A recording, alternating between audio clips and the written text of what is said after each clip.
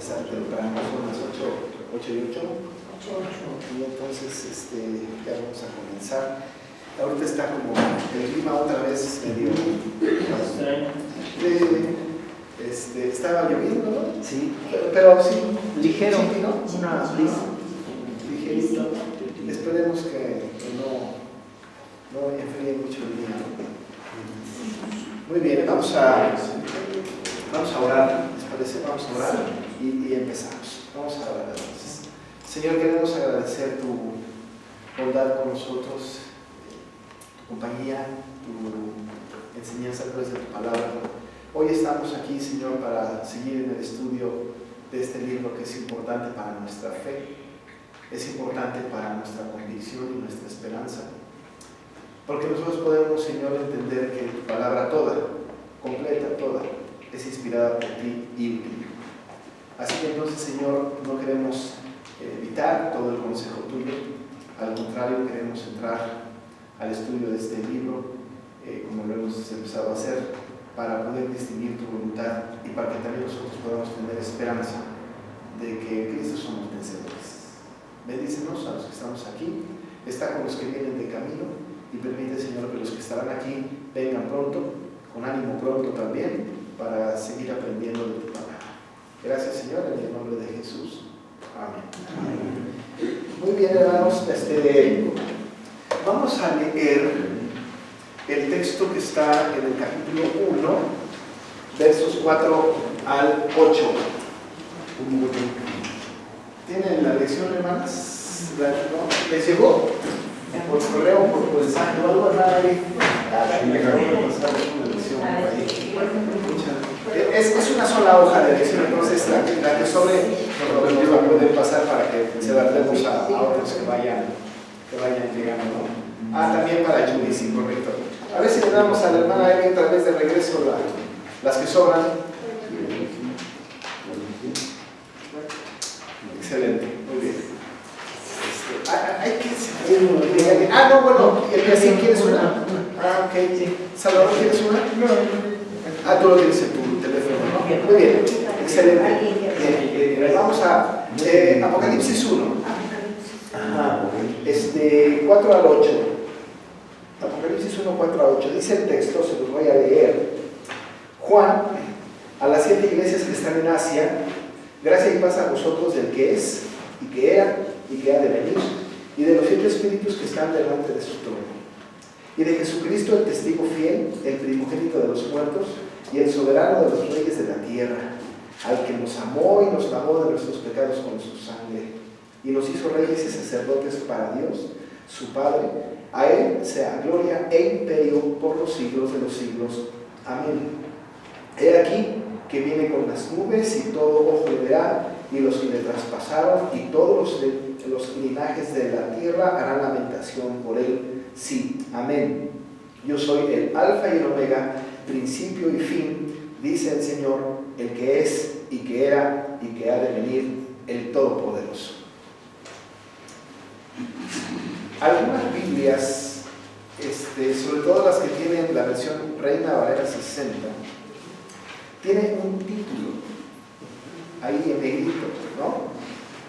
Con cierta frecuencia comento que esas letras en negritas no son palabra inspirada. Estas letras negritas son lo que cuando se traduce la Biblia, los que la ponen a nuestro lenguaje, lo pusieron porque suponen una división entre un texto y el otro. A veces es acertado, la mayoría de las veces, más en nuestra versión. Hay Biblias que no tienen división alguna, que se va de corridito, y me parece que es de las mejores cosas, ¿no? Hay Biblias que incluso tienen abajo comentarios, ¿no? Han visto que Biblias que tienen el texto y abajo comentarios. La mejor Biblia es la que no tiene ni letreritos ni comentarios, aquella Biblia que está corridita, porque nos da a nosotros la posibilidad de entender, de leer, etc. Pero claro que nos ayuda un poco. En esta división que tenemos aquí de los versículos 4 al 8, es una división que está bien acomodada, porque es una división que no necesariamente habla de lo que dice la letra en negro como salutaciones a las 7 iglesias, Porque igual, y lo que resalta este texto no son las iglesias. Ustedes pueden percibir que lo más importante de estos versículos no son las iglesias, ¿no? Lo más importante de estos versículos es la identificación de Cristo a las iglesias, ¿no? Así como que el objeto tiene que ser como otro, ¿no? Es como la parábola del hijo pródigo. Está el texto, y arriba dice parábola del hijo pródigo, resaltando al pródigo que fue uno que se fue con la mitad de con su herencia, pues, que le pidió la herencia a su padre, y se fue y la gastó, ¿no? La malgastó, anduvo perdido, y al final regresa y el padre lo recibe. Es una imagen de Dios recibiendo al pecador, ¿no? Quizá la parábola se debió haber llamado la parábola del padre amoroso resaltando a Dios, y no del hijo pródigo resaltando al ingrato, aquel que se fue de la casa, ¿no? Pero bueno, aquí el texto nos ayuda un poquito solamente en la división. En cuanto al título, no nos ayuda demasiado. Ciertamente hay una distinción para las iglesias, hay una salutación a la iglesia, pero lejos de que solamente haya esto, hay una doxología que vamos a revisar en algunos momentos acerca de Jesucristo. Este texto tiene que ver con Jesús. Incluso es un texto que ya habíamos hablado en el pasado, que envuelve, ¿no?, el mensaje central del Apocalipsis, que tiene que ver con la primera y la segunda venida de Cristo. Entonces, tenemos que ir con nuestra mente en este asunto, ¿no? Hemos dicho que vamos a analizar este texto desde el punto de vista del paralelismo sintético progresivo, ¿no? Y que vamos a ir encontrando en la Biblia paralelos a lo largo de todo lo que vimos de Apocalipsis, como lo vamos a ver ahora en algún momento, que tenga que ver con este asunto.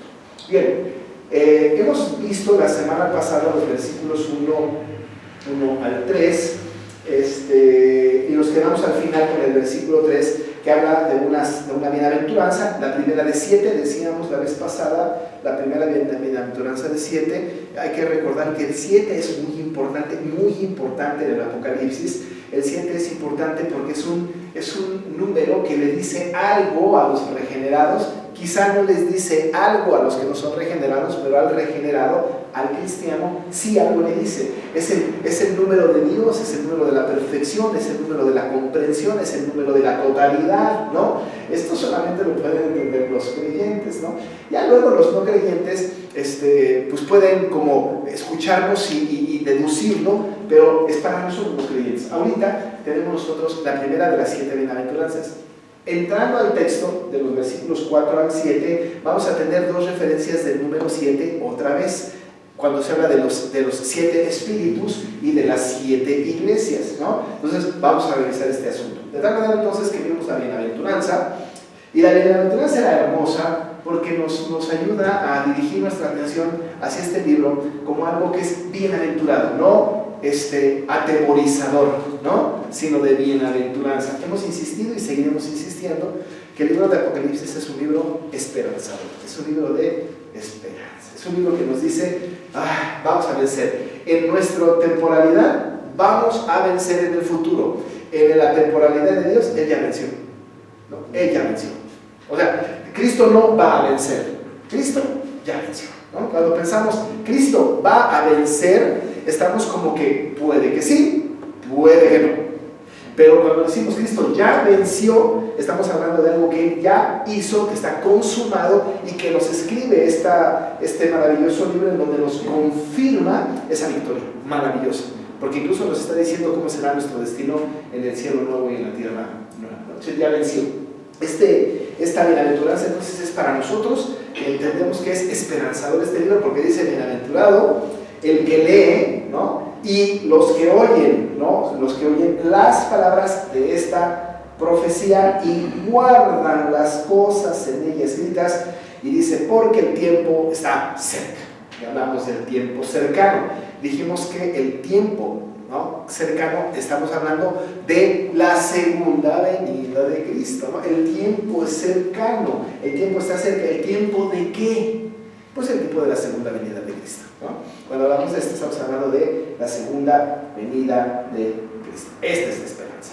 Ahí está, viene Cristo. Y cuando venga Cristo, su galardón con Él. Y cuando venga Cristo, nos vamos con Él al cielo, ¿no? Ahorita vamos a ver un poco esto, y vamos a estar morando con Él para siempre. Esta es la bendita esperanza. Así leemos el Apocalipsis. Somos ahorita, en esta clase, somos bienaventurados, ¿no? Porque estamos leyendo y porque estamos oyendo las palabras de esta profecía maravillosa. Y de ahí, después de la salutación primera de 7, las vamos a ir distinguiendo conforme lo vamos estudiando, ¿no? Por ahí, si tienen una hoja donde apuntar, bueno, primera bienaventuranza, y conforme vamos avanzando, segunda bienaventuranza, y así podemos ir encontrándolas, ¿no? Bueno, vamos a tener un acercamiento teológico a los versículos 4 al 8, de tal forma que podamos distinguir algunas cosas que son importantes en el lenguaje que dijimos ya medio encriptado, ¿no? de este libro, ¿no? que solamente lo entienden los regenerados. Tenemos ahí la primera vez que se nos habla de quien está escribiendo, ¿no? Dice Juan. Debemos de notar, como lo vimos la semana pasada, que hay una especie de prioridad o de jerarquización. Acuérdense ustedes que lo vimos al principio. Tenemos primero a Dios, luego a Jesús, ¿cierto? Lo vimos en esta escala jerárquica, ¿no? Cuando vimos en el capítulo 1, versículo 1, decía la revelación de Jesucristo, ahí está Jesús, que Dios le dio. Entonces Dios le dio a Jesucristo, que lo manifestó a sus siervos, las cosas que le suceden pronto, y la declaró enviándola por medio de su ángel a su siervo Juan. Así es que Juan es el último de los que están recibiendo. ¿Por qué es el último de los que están recibiendo? Porque Juan, en su calidad de hombre como nosotros, ¿no? Que está preso allá en esta isla, es el que finalmente va a comunicar. Un ángel no lo va a comunicar a sus siervos, no Jesucristo, porque Jesucristo es entronado, ¿no? No Dios el Padre, pues el Padre está en los cielos, pero va en este orden de Dios a Jesucristo, a su ángel, a Juan, para que sea transmitido a nosotros. Ahí nos deja el versículo 1, y luego entonces empezamos con el versículo 4 ya en esta identificación maravillosa, ¿no? De Juan. Estamos hablando pues de Juan. Juan es el apóstol de Jesucristo. Lo hemos repetido varias veces, pero lo seguiremos repitiendo porque la repetición es pedagógica, ¿no? Vamos a tratar de hacer una especie de lluvia de ideas que ya hemos dicho, no de ideas, sino de afirmaciones que ya hemos dicho en el pasado, ¿no? Pero ayúdenme a recordar ustedes. Díganme algunas cosas de Juan. ¿Quién es este Juan? Apóstol. ¿Fue de los 12? Sí, muy bien. Es el discípulo amado. El que se recostó, el que se puso en el costado del Señor. Muy bien, algo más. Escrito las cartas. Es el que escribió primera, segunda y tercera de Juan. Al que le encargó Jesús su madre. ¿Hay alguna otra cosa que se conoce de Juan? El hermano de Jacobo. Su papá. Zebedeo, ¿no? Es el hijo de Zebedeo. Su hermano. Ahí dijimos, ¿verdad? Los hijos del trueno. Los hijos del trueno. Tenemos mucha información. ¿Quién escribió el Evangelio? Juan. No hay que confundir con Juan Marcos. Ese es otro Juan. Se ha hablado de un Juan bastante citado en la Biblia, ¿no? Hemos dicho que después del apóstol Pablo, el que sigue en cuanto a la cantidad de escritos en el Nuevo Testamento es Juan, ¿no? El Evangelio, 3 cartas y Apocalipsis, ¿no? Es el que escribe más después del apóstol Pablo. Este Juan es al que estamos nosotros refiriéndonos. Este Juan es un Juan muy importante en la historia del Señor Jesús. Este Juan es testigo ocular, ¿no? Es testigo presencial de la obra de Jesucristo. Es decir, fue importante en la obra de Jesús. Él estuvo, ¿no? No se lo contaron. No vinieron como con Lucas, que tuvo que recopilar información de todos lados para armar el libro de los Hechos, por ejemplo, ¿no? Juan vio, Juan oyó. De hecho, en sus cartas dice lo que hemos visto, lo que hemos oído, ¿no? Tócate al verbo de vida, dice Juan, yo lo vi, yo lo oí, yo lo toqué, ¿no? Es más, él puede presumir, decir, yo me recosté en su regazo, yo estuve, él me abrazó a mí, ¿no? Es más, fui de sus consentidos, porque me trajo en los momentos más importantes de su ministerio. Juan es un personaje, pues, muy importante. Si queremos aprender cómo es un verdadero discípulo de Cristo, Juan. Y hay que estudiar primera de Juan, para saber exactamente cómo debe ser un verdadero discípulo de Cristo. Bueno, Juan, ya lo tenemos bastante identificado, no hablaremos más de este asunto. Pero este Juan dice que él escribe y está en una manera, esta profecía está escrita como en una manera epistolar, ¿no? Porque tenemos por ahí un emisor remitente o varios remitentes, ¿no? Varios receptores, ¿no? De la carta. Dice Juan, y escribe a quién. Dice entonces a las 7 iglesias que están en Asia. Muy importante. A estos les está escribiendo. ¿Cuáles son estas 7 iglesias de Asia? ¿Se las saben? Sí. Si no se las saben, está en el versículo 11. Pero están en el 11, ¿no? Están ya casi, bueno, no casi, están escritas en el versículo 11. Dice en el 11 que decía: yo soy el alfa y omega, el primero y el último. Escribe en un libro lo que ves y envíalo a las 7 iglesias que están en Asia, y ahí las tiene, ¿no? Éfeso, Esmirna, Pérgamo, Tiatira, Sardis, Filadelfia, Laodicea. Hemos hablado de que el número 7 es el número de la perfección, es el número que es el número completo de la comprensión, que abarca todo, ¿no? Cuando se dice, se utiliza en el Apocalipsis el número 7, es que abarca todo, ¿no? Si está escribiendo a las 7 iglesias de Asia, y que ya sabemos cuáles son, significa que el asunto no solamente es territorial, sino atemporal, ¿no? No solamente es territorial, sino atemporal. ¿Qué quiero decir con esto? No solamente se refiere a estas 7 iglesias que están en el área de Asia, que están muy encontradas unas con la otra. Si ustedes vieran un mapa, debería yo de traer un mapa, si lo vieran, casi pudiésemos decir que se puede ir de una iglesia a la otra, o de una ciudad a la otra, de una manera muy sencilla. Muy sencilla. No es como que una iglesia estuviera en Palestina, y otra en Damasco, y otra en Asia Mayor, otra en Asia Menor, otra en Macedonia, y así. No. Están en una sola región, están en Asia. No existe el tema de la representatividad, ¿no? Así como si dijéramos nosotros, vamos a hacer células de estudio bíblico, ponemos una en el sur, en el norte, en el este o en el oeste, para que tengamos abarcado toda la zona. El Señor no estaba pensando en abarcar toda la zona. Solamente dirigió Juan, lo que el Señor estaba diciendo, su carta a estas 7 iglesias. La pregunta que surge es: ¿solamente fue dirigida a estas iglesias? La respuesta es sí y no. Es atemporal, hemos dicho. Territorial sí, porque fue dirigida a estas 7 iglesias, a las cuales vamos a estudiar esa carta específicamente a partir del capítulo 2, pero es atemporal. Significa entonces que si son 7, son todas las iglesias de todos los tiempos. La totalidad de las iglesias, todas las iglesias de todos los tiempos.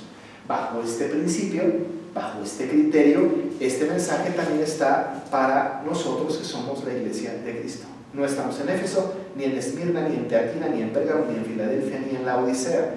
Estamos en satélite, y no hay ninguna carta que esté dirigida a la iglesia que esté en satélite, pero nosotros nos sentimos incluidos porque la carta es atemporal, ¿no? Está para todas las iglesias de todos los tiempos. Ciertamente el mensaje les llega directamente a estos cristianos de Asia, muy directamente a ellos, ¿no? Les viene bien esta carta, pero hay una aplicabilidad para todas las iglesias de todos los tiempos. Esta carta está escrita entonces para todas las iglesias de la historia, ¿no? ¿Hasta cuándo dejará de funcionar este libro? Pues hasta que Cristo venga. En la segunda venida de Cristo, pues ya se ha revelado todo, ¿no? Ahorita nos imaginamos cosas, la serpiente antigua como es, nos imaginamos incluso la nueva Jerusalén cómo será, la morada celestial, habrá camas, dormiremos, nos bostezaremos, iremos al baño, qué sé yo, no tenemos idea de qué pasará en el cielo, ¿no? Hasta ahorita nos lo imaginamos, pero cuando Cristo venga y vayamos con Él, se nos van a acabar las grandes dudas, ¿no? Las grandes dudas. Ahí por ahí hay que tener una listita de las cosas que le quieren preguntar al Señor cuando venga al cielo. ¿Qué hiciste de los 12 a los 30 años, Señor? Hay un montón de especulaciones al respecto. Cosas de estas. Bien, entonces dice Juan a las 7 iglesias que están en Asia, y entonces viene un saludo que es muy paulino, ¿no? Pero que Juan también lo dice: gracia y paz. ¿no? Es muy paulino porque es un saludo muy de él, ¿no? Se lee con mucha frecuencia en sus cartas, ¿no? Gracia y paz a vosotros de nuestro Señor Jesucristo, dice Pablo con mucha frecuencia. Pero aquí cobra un matiz distinto porque es una salutación muy linda, muy hermosa, ¿no? Es una salutación que da gracia y paz. Una de las cosas que esta gente necesitaba era paz y gracia, ¿no? Gracia y paz, ¿no? Era lo que necesitaba. Pues entonces a estas iglesias les dice gracia y paz a vosotros, ¿no? Es una salutación muy linda, no de Juan, no una salutación que Juan hace, ¿no? Sino que la refiere como una salutación que viene del que es y que era y que ha de venir y de los 7 espíritus que están delante de su trono. Vamos a analizar esta expresión. Espero que no nos detengamos demasiado, pero lo que sea necesario. Hay un atributo de Dios que es incomunicable, ¿no? Que este atributo es el atributo de la aceidad. Aceidad. Déjenme escribírselos aquí.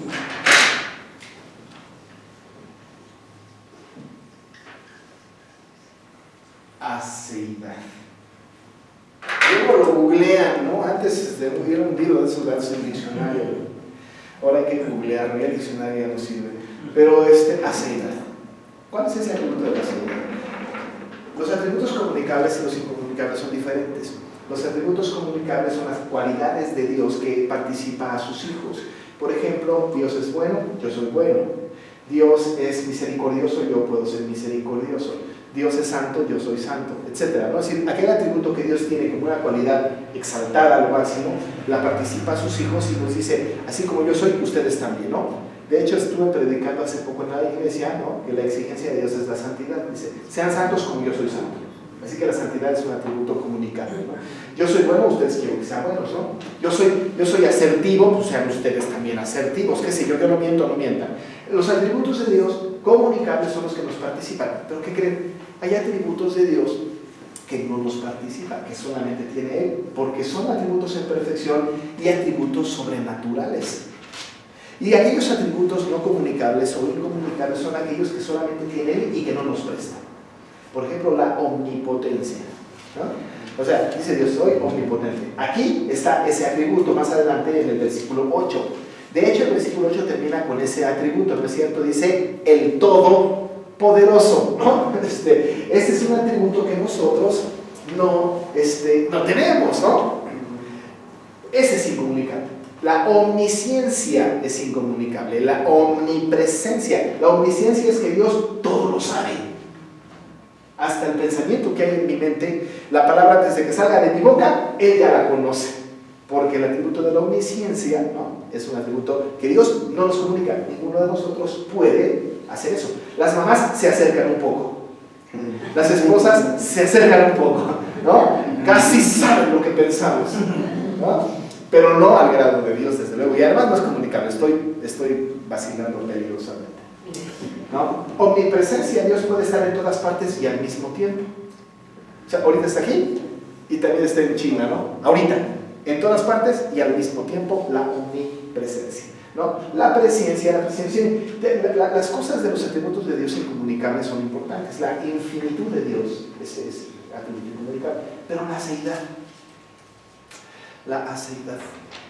Ese es un atributo incomunicable raro, ¿no? Porque la palabra es muy poco usado en nuestro idioma. De hecho, es difícil, no se puede usar la palabra aceidad en nuestro idioma, porque esa es una palabra que nos habla de un atributo que solamente se le puede dar a Dios, ¿no? La aceidad. Casi pudiese parecerse un poquito a la trascendencia, pero la trascendencia sí se utiliza en nuestro lenguaje, ¿no? Algo que trasciende, ¿no? Que va más allá. Decimos, esto me trascendió, ¿no? Fue más allá de mí, está en control de mi vecino, ¿no? O de mi papá, o qué sé yo, ¿no? Pero la aceidad no se puede, no hay una analogía de nuestra situación, es difícil de explicar. Pero ¿qué atributo es la aceidad? El atributo incomunicable de la aceidad es que a Dios nadie lo creó, existe por sí mismo desde siempre, ¿no? O sea, no podemos rastrear dónde empezó Dios. Cuando yo leí un libro de Sproul, él decía que un versículo atrás de Génesis 1:1, ¿qué encontramos? O sea, brincamos de Génesis 1:1 un pasito atrás, ¿qué hay? Nada. Estaba la tierra desordenada, decía, bueno, ni tierra había, nada, ¿no?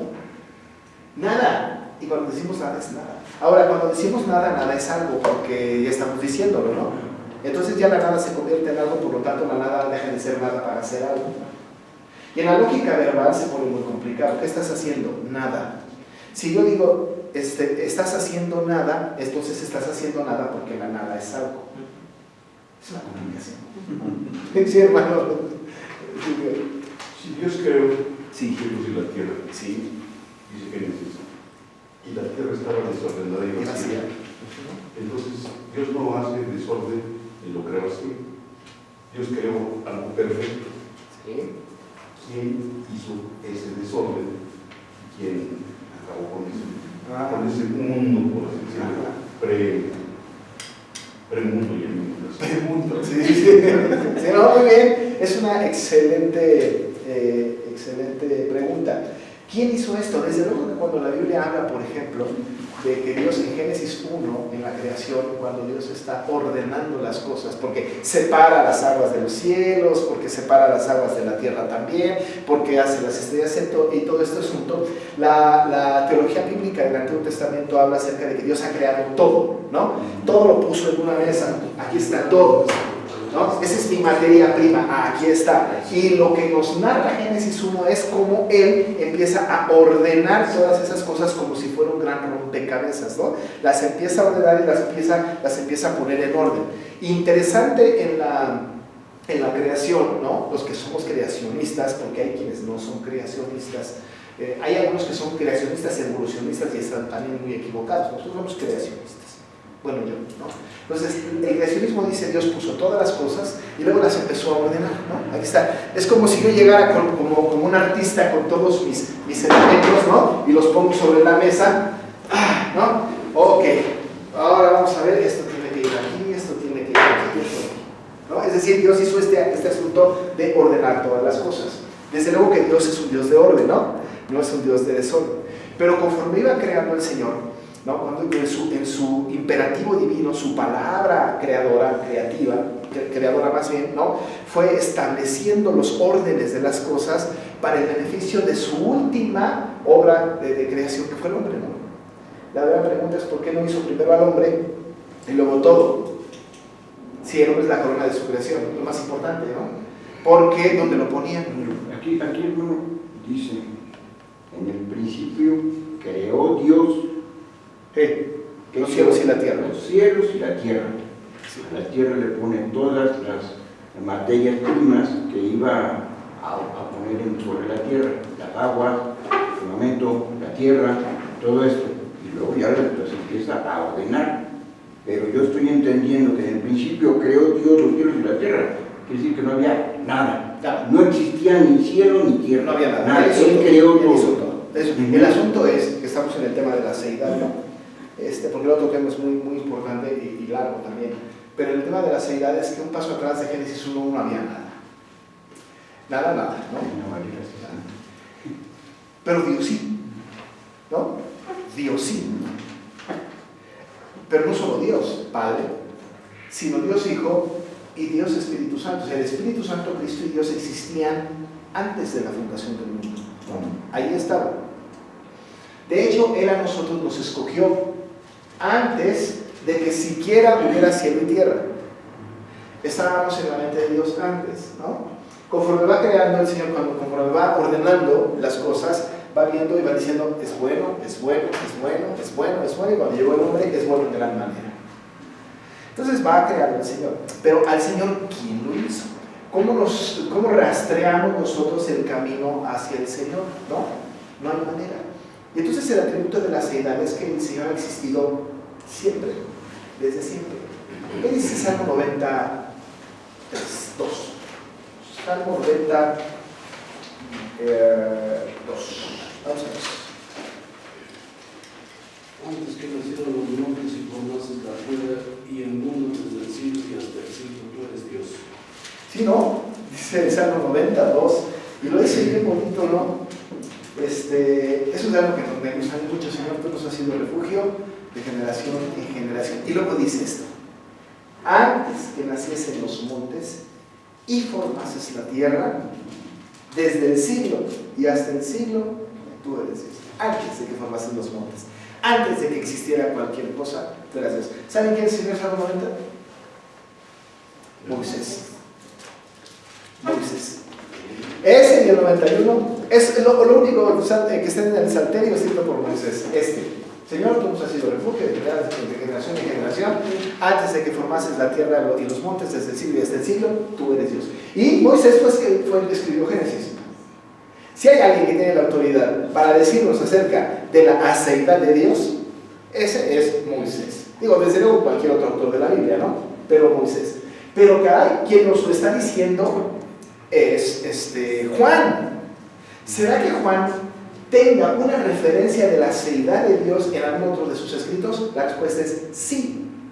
En el Evangelio, en el capítulo 1, verso 3 del Evangelio de Juan. Vamos a ver si es cierto, ¿no? En el capítulo 1, verso 3 de Juan, que es el que nos está contando esto aquí en Apocalipsis, ¿no?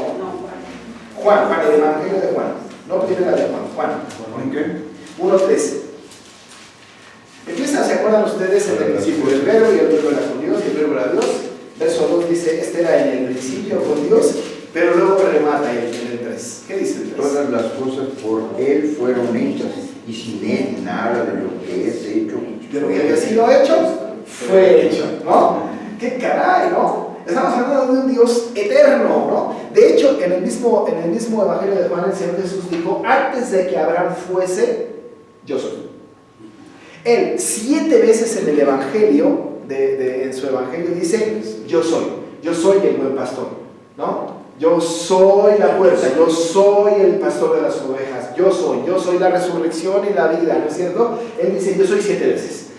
Yo soy es una expresión que él se apropia para sí, tomada de Éxodo, cuando Moisés se encuentra en el desierto con el Señor y le pregunta, voy a ir con Faraón, ¿quién le digo que me mandó? Y entonces el Señor le dice, dile, yo soy, te mando. ¿Por qué yo soy? Porque yo me causo a mí mismo, nadie me causa.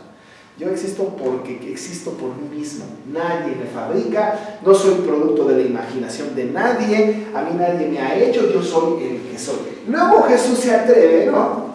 Claro, es Dios, a decir, yo soy.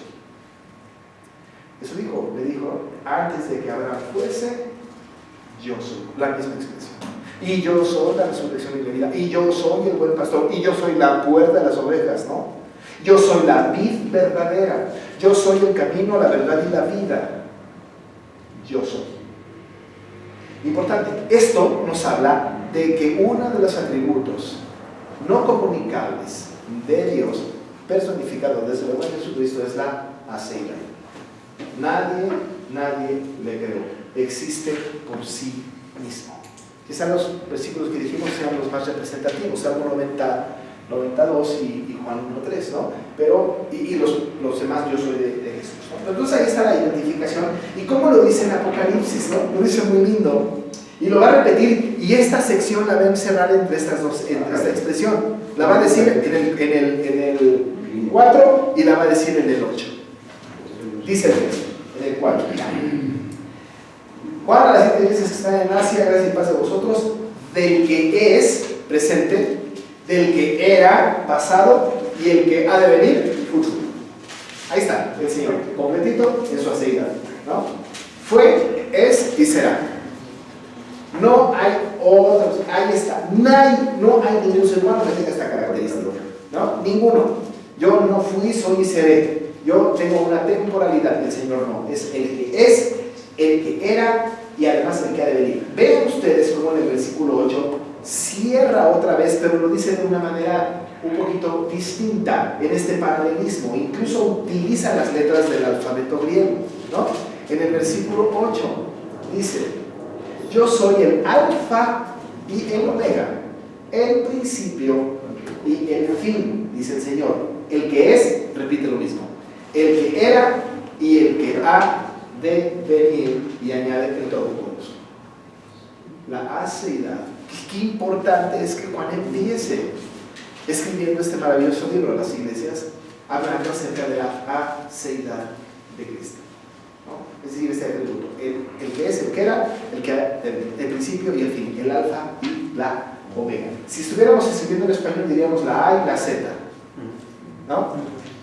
Que desde luego A y Z son cosas temporales, humanas, nuestras, ¿no?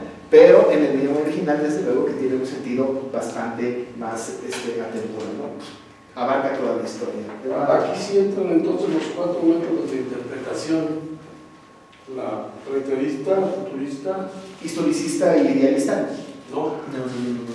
No. Yo creo que no, porque aquí es una identificación, todavía ni siquiera hay una interpretación. No estamos interpretando visión, estamos interpretando la salutación y cómo se presenta a Cristo, ¿no? Pero no, quizá en este texto no. De hecho, en ninguna parte de la Biblia, del Apocalipsis se interpretan algunas escuelas de interpretación, ¿no? Pero bueno, entonces ahí estamos en el versículo 4 todavía y no pasamos de ahí. Es que estamos hablando de esta expresión que tiene que ver con la aceidad, ¿no? Acuérdense, ese atributo incomunicable es un atributo, es incomunicable, se llama aceidad, y significa que Dios existe por sí mismo, ¿no? Es parte del conocimiento que debemos tener. Bueno, este Señor, el que es, que y el que ha de venir, ¿no? Dice, además, ¿no? Añade al Espíritu, dice, y de los 7 espíritus que están delante de su trono. ¿Cuántos espíritus conocemos? Acuérdense de esto, si vamos a numerarlos. ¿Cuántos espíritus conocemos? Aquí nos dice que son 7. De paz, misericordia, gracia. No lo sé, ¿no? Me está preguntando, me está diciendo. ¿Vale? El Espíritu Santo. Y ya. Sí. Esta pregunta fue con trampa, ¿no? Los 7 espíritus es el Espíritu Santo. Es la perfección, ¿no? No podemos nosotros conocer de parte de Dios otro espíritu que no sea el Espíritu Santo. No hay otro. En el mundo, vivimos en un mundo espiritual, ¿no? Por supuesto, hay el espíritu de la rebeldía. No, que dice la palabra, ¿no? Hay, claro, espíritus malignos que están alrededor de nosotros, pero el Espíritu Santo es el espíritu perfecto, ¿no? Es Dios. Además, con una personalidad. Y si tiene personalidad, es persona. No es así como una cosa etérea, una cosa intangible, no. Es una persona, tiene una personalidad, tiene características. Bueno, acuérdense que Juan está escribiendo a la gente que está en estas iglesias de Asia en un mensaje encriptado. Aquel tiempo, los enemigos de los cristianos, por supuesto que todo lo que respira cristiano, todo lo que huela a cristiano era bastante señalado. El Espíritu Santo empezó a cobrar sentido siempre, ¿no? Pero empieza a tener un poco más de atención en el Nuevo Testamento que en el Antiguo Testamento. También en el Antiguo, pero en el Nuevo Testamento cobra más atención, más cuando el Señor Jesús se va, porque el Señor Jesús cuando se fue dijo, y voy a dejarles un consolador, y este consolador era el Espíritu Santo. De hecho, históricamente se dice, estamos en la era del Espíritu Santo, ¿no? Ahorita, estamos en la era del Espíritu Santo. Como si ya no estuviera ni Dios Padre ni Dios Hijo, ¿no? Pues aquí están todos, pero la Trinidad por sí misma la Trinidad no se divide, no se fracciona, ¿no? Siempre trabaja en conjunto, pero el Espíritu Santo es importante, es el que nos redarguye a través de la palabra, es el que nos convence del pecado, es el que nos hace clamar a Padre, es el Espíritu que mora con nosotros, es el Espíritu Santo de Dios, ese que está en medio de su pueblo, es el que reparte dones a la iglesia, ¿no? Es el que hace que la iglesia crezca el Espíritu Santo. Bueno, el Espíritu Santo, Juan le pone los 7 espíritus. Aquel que no es creyente, aquel que está ahí en Roma, leyendo las cartas porque son interceptadas las cartas de Juan, ¿no? Para ver qué les está mandando decir a la iglesia. Este cuarto pobrecito ya se alocó, 7 espíritus, pues ni quien le entienda, claro, pero llega el creyente y dice, es el Espíritu Santo, es el Espíritu, no hay duda. Los 7 espíritus es el Espíritu Santo, dice el texto, ¿no?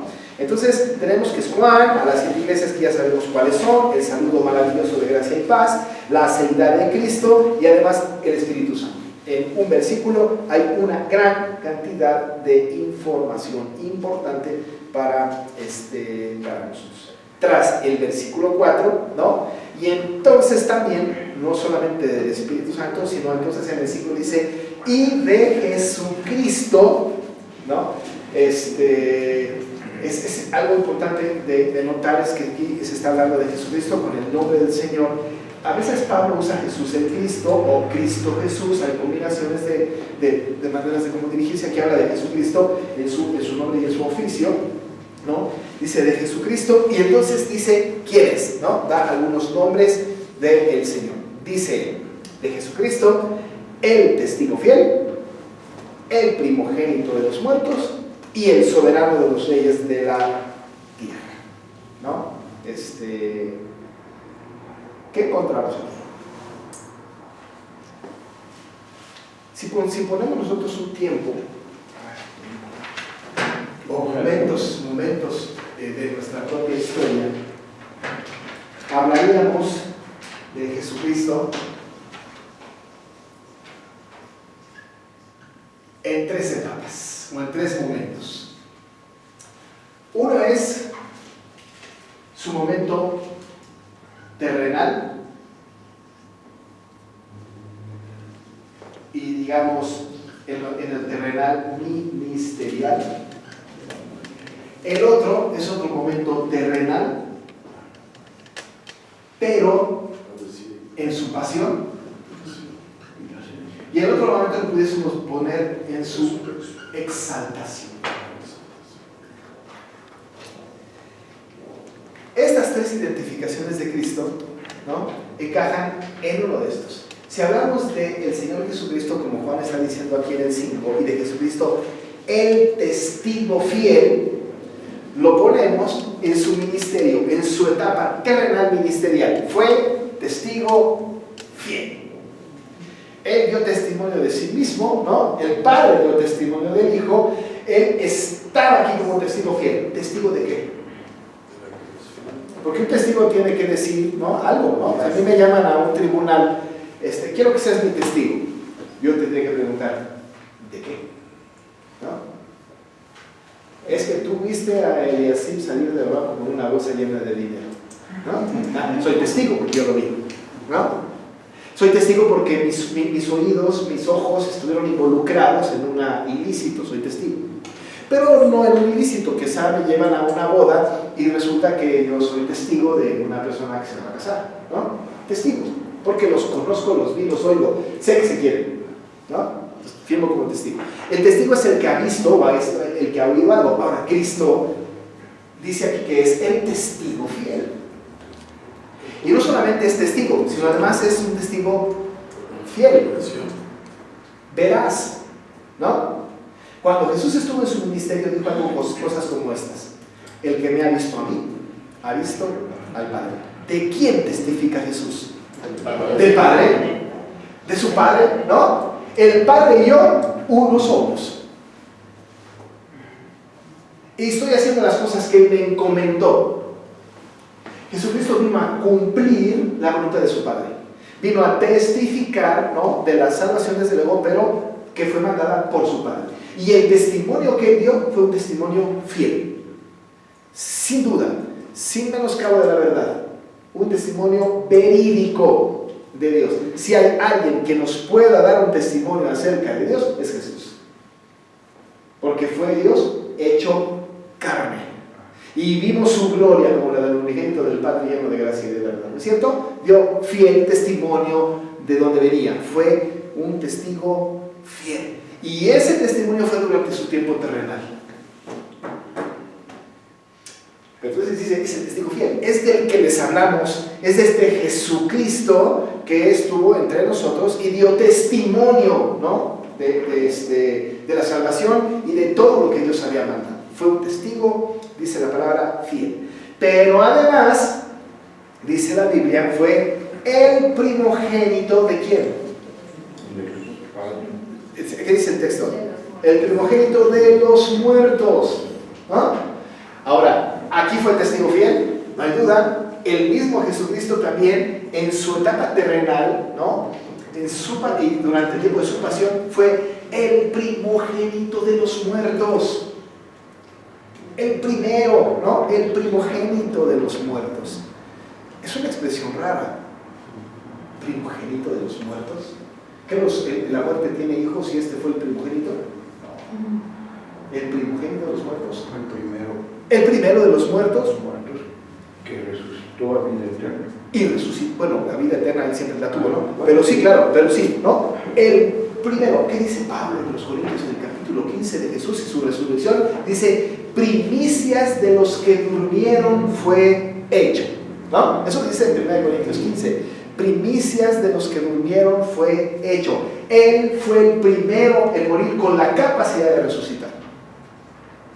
Porque si Jesucristo, dice Pablo a los Corintios, no hubiese resucitado, vana sería nuestra fe, ¿no? No tendría sentido nuestra fe. Así que cuando el Señor se identifica aquí como el testigo fiel, está hablando de su tiempo ministerial. Cuando está hablando de que es el primogénito de los muertos, está hablando de que está en su época final, ¿no? El final de su vida. Cuando él muere en la cruz, es sepultado, como dice el credo de los apóstoles, muerto, sepultado, descendió a los infiernos, al tercer día resucitó de entre los muertos. Subió al cielo y está sentado a la diestra de Dios Padre Todopoderoso, ¿no?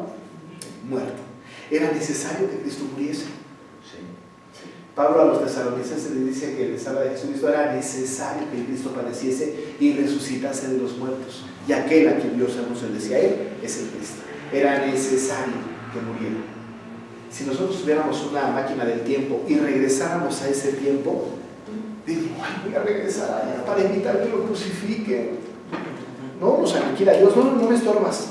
No me estorbes en mi plan, ¿no? Así le dijo a Pedro, ¿no, pastor? Sí. ¿Perdón? Así le dijo a Pedro, quítate de aquí. Porque... sí, claro, no me estorbes, ¿no? No podríamos hacerlo, ¿no? Nosotros diríamos, fue bien injusta la muerte. Por lo menos lo hubiera evitado yo el camino al Gólgota, ¿no? Todo fue completamente necesario. Absolutamente necesario. Porque estaba cumpliendo con lo que él había planeado, ¿no? Desde antes. Incluso profetizado por Isaías. Varón de dolores experimentado. ¿Por qué tenía que descender a los infiernos? Porque el Señor descargó todo su ira y además él cargó con el pecado de los humanos. Entonces por eso pues primogénito de los muertos, entonces por eso fue llamado primogénito de los muertos, porque fue el único con estas características de la promesa de resucitar. La muerte de qué ser humano, la muerte de qué ser humano podía producir salvación en el otro ser humano. Claro. Tenía que venir Cristo. Y por su muerte, nosotros hemos encontrado la vida. Es una paradoja, ¿no? Pero por su muerte nosotros tenemos vida. Él murió y resucitó. Ahora, si hubiese muerto sin resucitar, otra cosa sería. Hubiera sido como cualquier hombre. Pero la resurrección de Cristo le da sentido a nuestra muerte. El postrer enemigo, dice Pablo, que es la muerte, ha sido vencido.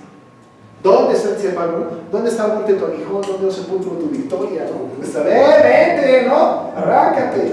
¿Dónde está? ¿No? La renta, porque es un reto. ¿Dónde está? Porque ha sido vencida la muerte. ¿Y quién la venció? Cristo. Cristo la venció. ¿No? Ahora vamos a empezar la Semana Santa, bueno, no ahora, ¿verdad? Pero muy cerca ya, ya estaremos en la Semana Santa y terminando la Semana Santa casi estamos terminando el año luego, ¿no? Así me siento yo con el tiempo. Pero ahora vamos a recordar la muerte del Señor Jesucristo como un acto glorioso, maravilloso, de darle gracias. El acto, yo digo, de la muerte de Jesús, el acto más injusto que ha habido sobre la faz de la tierra fue matar a Cristo. Pero el acto más injusto que ha habido sobre la faz de la tierra ha traído el acto de justicia más grande sobre la faz de la tierra, que es nuestra justificación. Cosa, ¿no? Pero bueno, él vino a morir y fue el primogénito. Ninguno podía hacerlo. Y él se identifica con aquellos, ¿no? Porque incluso más adelante va a decir el que estuvo muerto y vivió, ¿no? Cristo, el primogénito de los muertos. Pero en su vida ministerial terrenal, él es el testigo fiel. En su etapa, desde luego, terrenal y de su pasión, de su resurrección, el primogénito de los muertos. Pero, ¿significa que lo otro tiene que ver con su exaltación? Claro, ¿no? ¿Cuál es la tercera identificación? Exaltado a lo sumo. Bueno, no dice que fue exaltado a lo sumo aquí, ¿no? No. Esto, ¿no? Pero no solamente, ¿no? Antes de Rey de Reyes dice una palabra maravillosa. Claro, el soberano, ¿no? Y el soberano de los reyes de la tierra. Cuando el Señor fue exaltado, ¿no? Cuando fue llevado al cielo, fue sentado a la diestra de Dios Padre Todopoderoso, erigido como el rey. ¿Es que antes no era rey? Sí. Pero él, sometiéndose, fíjense nada más, el creador del hombre, sometiéndose a su creación, enmudeció y no abrió su boca. Cuando fue entronado, ¿no? Entonces se convirtió en el soberano, el rey, ¿no? El rey dice la palabra, el soberano, perdón, de los reyes de la tierra, el que gobierna sobre todo.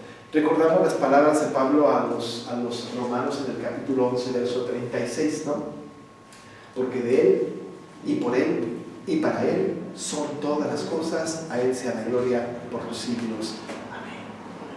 Es el rey que gobierna. Ahorita él gobierna, no solamente a los reyes, a nosotros. Es el soberano, ¿no? El soberano que está gobernando sobre nosotros. Nosotros tenemos un tipo de gobierno en nuestra iglesia democrático representativo para nosotros, pero nuestra verdadera forma de gobierno es teocrática, ¿no? El que rige es el Dios. Somos monárquicos, ¿no? Tenemos un rey. Tenemos un rey. Y este rey es el Señor Jesucristo. Y está en su estado de exaltación. Y así lo vemos, incluso en la visión que va a tener Juan en el capítulo 4, después de describir toda la visión del que está sentado en el trono, ¿no? Va a hablar y el cordero. Incluso va a decir que junto a él está uno como inmolado. Y este que está como inmolado no es otro que Cristo. No había nadie capaz de desatar los sellos, nadie. Pero Cristo, porque Él es el soberano de los reyes de la tierra. El único capaz. Qué maravillosa descripción que hace Juan de Jesús, ¿no es cierto? Dice, Él es el testigo fiel, es el primogénito de los muertos y es el soberano de los reyes de la tierra. A ver, díganme algo, ¿no? Él es el que escribe, Él es el que manda, Él es el que está en control de toda la situación. No solamente de las iglesias de Asia, de nuestro tiempo también, ¿no? De nuestro momento, pues, de toda la vida, ¿no? Hasta que Cristo venga. Cuando venga en gloria, será algo diferente, ¿no? Y entonces, ¿no? Dice Juan, sigue diciendo Juan, ¿no? Habló de Jesucristo, el testigo fiel, el primogénito de los muertos, el soberano de los reyes de la tierra, y luego añade al que nos amó y nos lavó de nuestros pecados con su sangre. Amor y expiación, amor y redención, ¿no? Maravillosa cosa. Dios no redime a quien no ama. ¿Vamos bien? No redime a quien no ama. ¿A quien ama Cristo? Sus elegidos. A ver, concentrémonos y saquemos alguna conclusión. ¿A quién ama Cristo? ¿A todo el mundo? No. A los predestinados. ¿Han oído ustedes la expresión, es que Dios ama a todos? Odia, ¿qué dice el dicho? Odia el pecado, pero ama al pecador. ¿Han oído esto? No es cierto. Porque lo que se va al infierno no es el pecado, se va al infierno el pecador.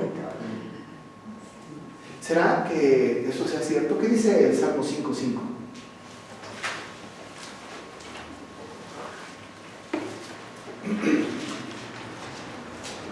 Bueno, desde el 4, Porque tú no eres un Dios que ame la maldad. El malo no habitará junto a ti. No estarán los locos que se gobiernan por afecto o consejo de la carne delante de tus ojos. Aborreces a todos los que obran iniquidad. Ahí está, ¿no? ¿Qué cosa cuando uno piensa Alguna vez alguien me dijo, es que Dios no puede odiar, ¿no? Pues es santo, es puro, ¿no? Dios no odia. ¿Y qué haríamos con este versículo? Lo quitamos ahí. Dice, aborreces a todos los que hacen iniquidad. ¿Y saben qué es peor? Que Dios no oye la oración del que no es creyente, del que no es de su hijo, del que no es de él. Juan 9:31 dice que el Señor no escucha la oración de los pecadores. Si lo quieren, pues que no es. Juan 9:31 no la escucha. La gran pregunta que surge aquí en Apocalipsis, ¿no?, es ¿a quién ama? Acuérdense que está escribiéndole a la iglesia, y la iglesia es la comunidad de los santos, la comunidad de los redimidos, ¿no? ¿Ya tienen Juan 9:31? Y sabemos que Dios no oye a los pecadores. Sí, hombre. Pero si alguno es temeroso de Dios, a este oye, ¿verdad? Sí, o sea, nosotros, pero al pecador, al que no ha sido confeso, al que no ha tenido su vida para Cristo, bueno, claro, Dios oye todo, ¿no? Es decir, no podemos decir que no, si no dejaría de ser soberano, pero no le presta atención. Es como decir que Dios perdona nuestros pecados, nos arroja en el fondo del mar y nunca se acuerda de ellos.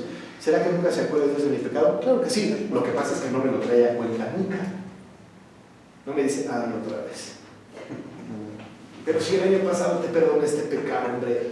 No, ella va a lo profundo del mar. Y no se va a acordar, no lo va a traer a cuenta, pues, ¿no? Y lo vuelvo a confesar como si lo confesara por primera vez y me lo vuelve a perdonar. Claro que las consecuencias yo las sufro, ¿no? En mi vida, ¿no? Pero cuando estamos hablando del amor de Dios, estamos hablando de que el Señor ama a sus elegidos.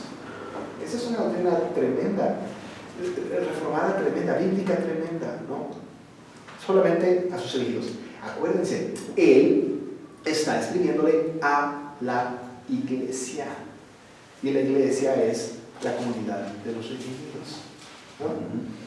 Entonces dice, está diciendo, hermano, al que nos amó, a nosotros la iglesia, a nosotros nos lavó de nuestros pecados con su sangre. A nosotros. Cuando estuvimos en el estudio de Efesios, los que estuvieron aquí todo el año pasado, pueden recordar que hablábamos acerca de este capítulo número 1 de Efesios, en donde dice que nosotros somos adoptados por el propósito de su voluntad. Y dice, por la redención, ¿no? La redención, dice, por el derramamiento de su sangre. Nosotros fuimos redimidos por el derramamiento de su sangre. A nosotros nos amó, y porque nos amó nos redimió. Dios no redime a quien no ama. No dice Dios, redimo y amo. Él amo y redimo, ¿no? Es decir, como tú no eres salvo, primero te voy a redimir para poder amarte. No, porque te amo, porque te elegí antes de la fundación del mundo, te redimo. Así lo tenía planeado desde siempre. Entonces el orden está perfecto. Al que nos amó y nos lavó de nuestros pecados, dice él, y además nos lavó con su sangre, ¿no? El mejor artículo para lavarnos, ¿no? Fue la sangre de Cristo. Y al hacerlo, ¿no? Al hacerlo, a estos cristianos, a nosotros, nos hizo, imagínense nada más, ¿no? Reyes y sacerdotes para Dios, su Padre. A Él sea la gloria e imperio por los siglos de los siglos. Amén. Nos hizo reyes y sacerdotes. Voy a predicar este domingo 1 de Pedro 2:9. ¿Se acuerdan que dice 1 de Pedro 2:9? Si no, siempre está el recurso de buscar en la Biblia, ¿eh? También se puede, ¿no? Existe la posibilidad. Bueno, lo que pasa, eso me dice que no están viniendo los domingos a los cultos. No, sí están viniendo. Sí. A vosotros sois linaje escogido, real sacerdocio, nación santa, pueblo adquirido. La identidad que nos dio. Claro, la identidad. Qué identidad tan preciosa, ¿no? Nos hizo, ¿no? Dice, y nos hizo reyes y sacerdotes para Dios, su Padre. Nos hizo reyes. Vamos a reinar con Cristo al final del tiempo, ¿no? Estaremos reinando con Él. ¡Qué cosa tan maravillosa! Es una cosa maravillosa. Tan maravilloso es que Juan tiene que terminar esta doxología, ¿no? Diciendo, ¿no? A Él sea, ¿no? Gloria e imperio por los siglos de los siglos. Amén. Porque la idea, ¿no?, de que nos amó, que nos lavó con su sangre, que nos hizo reyes y sacerdotes para Dios, es una idea que tiene un peso específico en la vida del creyente. Si Apocalipsis fuera de dar miedo, esto no está cumpliendo con su propósito. ¿No es cierto?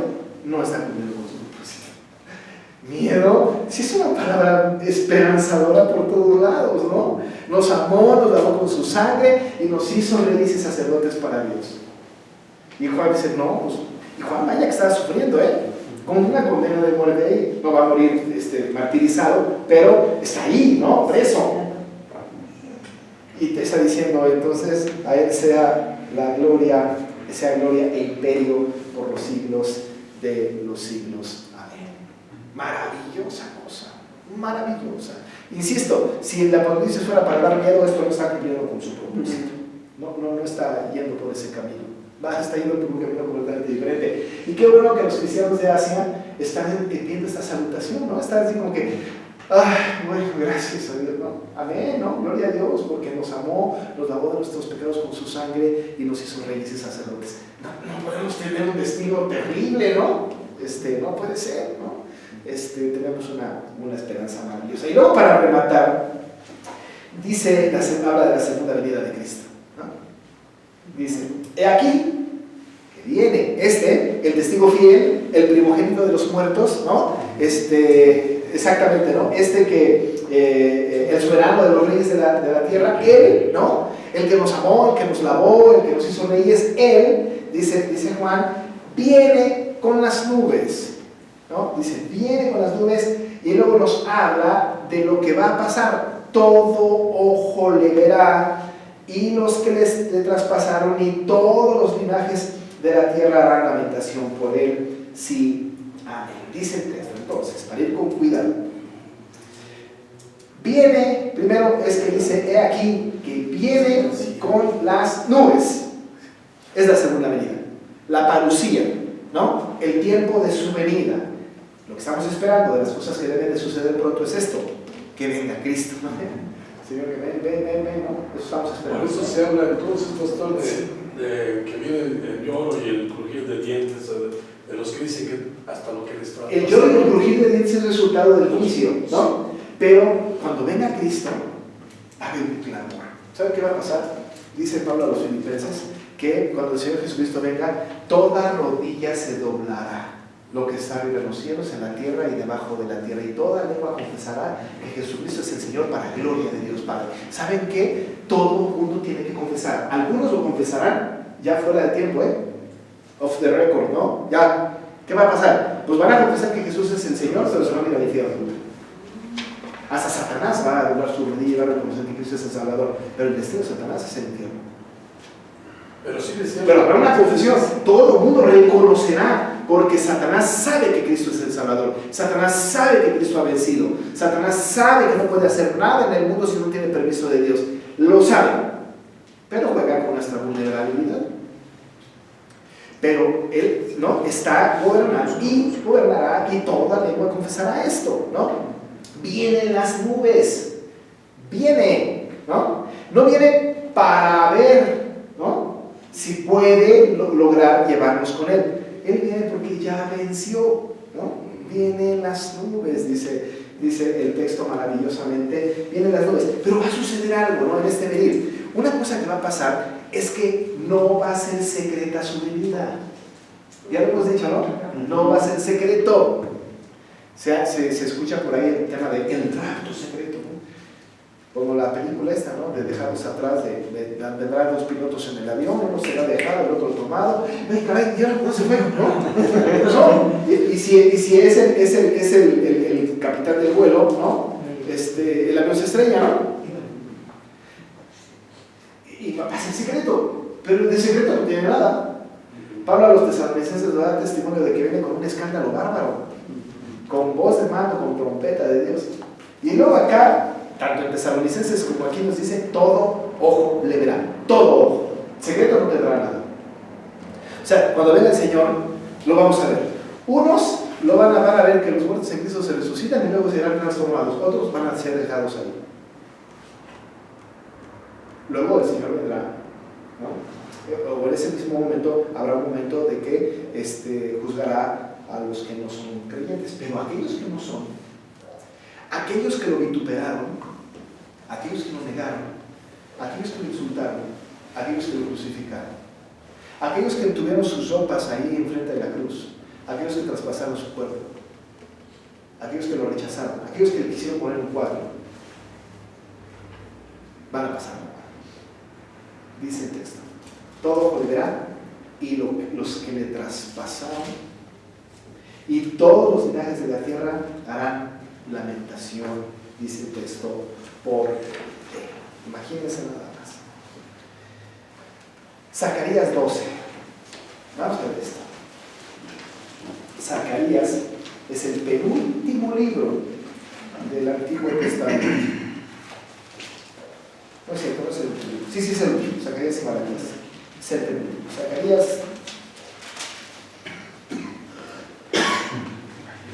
12:10.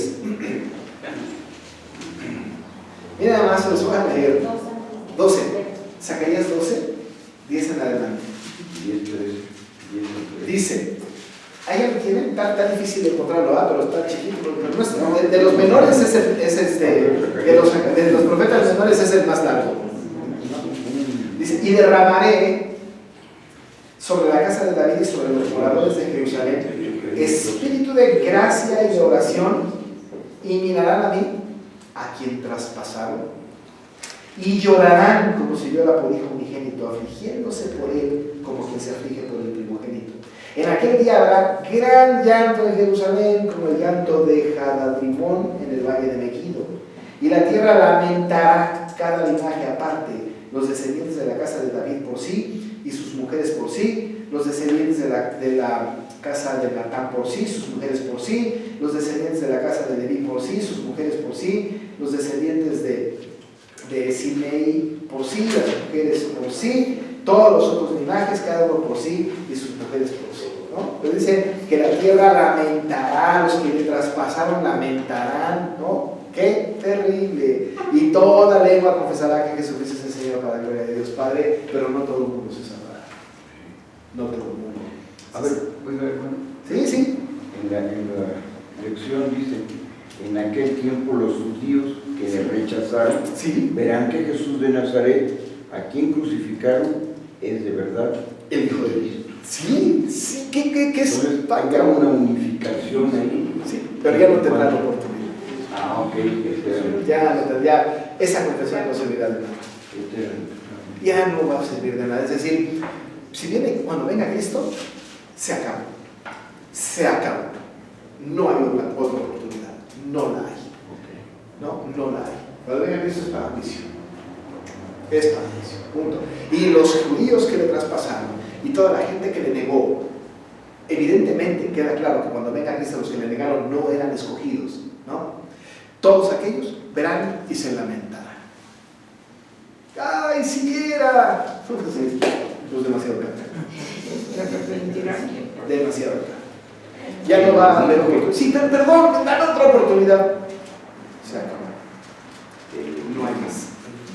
El tiempo llegó a su término, ¿no? Porque insisto que el Señor no va escogiendo conforme va creyendo la gente. La gente va creyendo conforme el Señor escogió. Y cuando termine, cuando el Señor venga, ya, el último de sus escogidos ha creído. No hay más. Se acabó. Y se lamentarán. Dice el texto, viene con las nubes y todo ojo le verá, y los que le traspasaron y todos los linajes de la tierra harán lamentación por él. Sí. Amén, dice el texto. Y remata, ¿no?